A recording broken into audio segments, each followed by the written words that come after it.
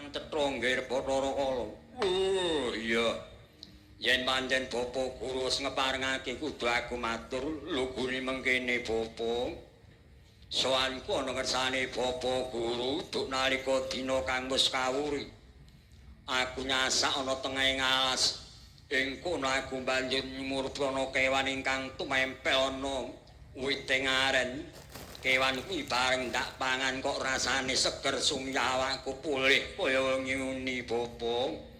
Mula kang saka iku aku mung perlu bakal nyara wedhake kewan sing tak pangan mau jenenge kewan apa.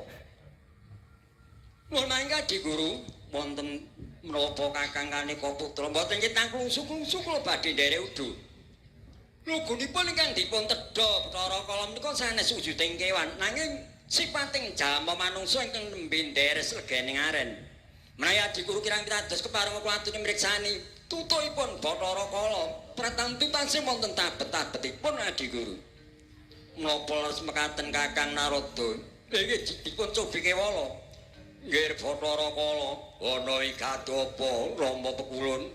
Mara dina iki wengakna tutuk ira bakal pirsani kewan apa ingkang mbok pangan kuwi mau nggih Bathara Kala. Yaksa Gororeka giri-giri kenyolet prapoto abang kalagar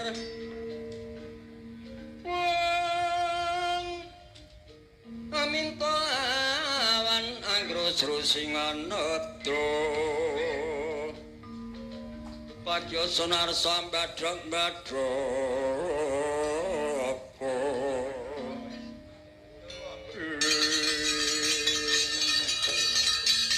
katalika kaya mangkon wis menga tutuk ing Bathara Kala yayah lawanging guwa sareng wis den pirsani kelan Sang Hyang Guru ingkang den tedha Bathara Kala sanes wujuding kewan nanging sejatine jama manungsa ingkang nembe nderes legening aren katite sasi wonten wujuding daging tangan ingkang sumampir wonten sungira Bathara Kala saya duka yasinipi Sang Hyang Guru. Eling Sang Hyang Guru kagungan asta sekawan, asta ingkang kalih nglurik maning Bathara Kala, asta ingkang kalih nyandak siung kanen kelan kiring. Sukuning guru jejak dadaning kala siung kasempal sembarampa kaparapa.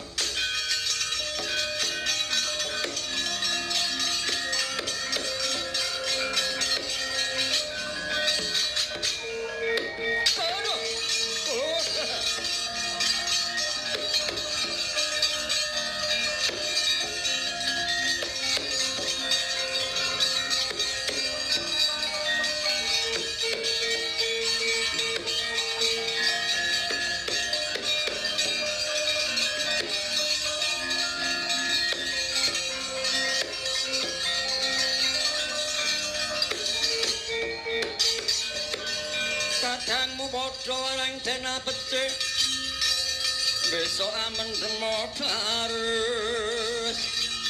baris kang prayitna kaya saranta ing Darawati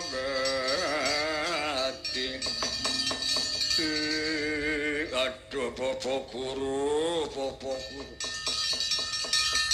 aku konjur mbok pesiksa siwungku mbok sempal kaya dene wis ilang daya kekuatanku saya lumpuh aku Bapa.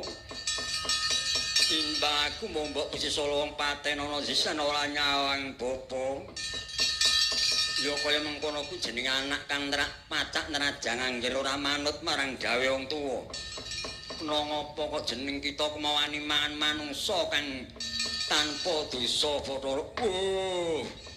Rama Pekulun sejatine mengkene aku ora rumangsa nyengaja arep mangan jama manungsa ki mandak anggep wujuding kewan Bapa. Dina aku nyuwun senjata pitulung pulena warasna aku Bapa. Ya yen pancen sira nyuwun supaya bisa pulih kaya nguni. Saiki saranduning badanmu bakal ndak wenehi raja utawa tulisan kang matana ning bathukmu bakal ndak wene tulisan ya kuwi Purwaning dumadi dene cethakmu bakal ndak wene tulisan kang aran sastra cethak utawa sastra tinekah lan dadamu yoga ndarajah kala cakra uta sastra pedhati uta sastra pinedhati lan gegermu bakal ndak wene tulisan ya kuwi caraka balik nanging tulisan iki tak papanake ana sajroning kulit sajabaning daging ora sadhengah manungsa ingkang bisa maca ingkang bisa maca ya mung Kang Rama lan sedulurmu tinemu tuwa lho lah dalah kok mengkono kuwi piye Bapa mredine mengkene mula sira sipating manungsa urip sepisan aja wani karo wong tuwa ping pindho aja wani karo sedulur tuwa awis sedulur tuwa kuwi pinangka gantine wong tuwa yen wong tuwa wis tumekaning lampus mengkono Bapak mula besok yen ana manungsa kang bisa maca tulisan kaya ing awakmu kuwi anggepen sedulurmu tuwa kowe kudu bangun miturut mituhu apa kang dadi perintahe ya yen mengko ngestake dawuh Bapak tak tulis ya awakmu bisa pulih waras kaya wenyune Dirgakara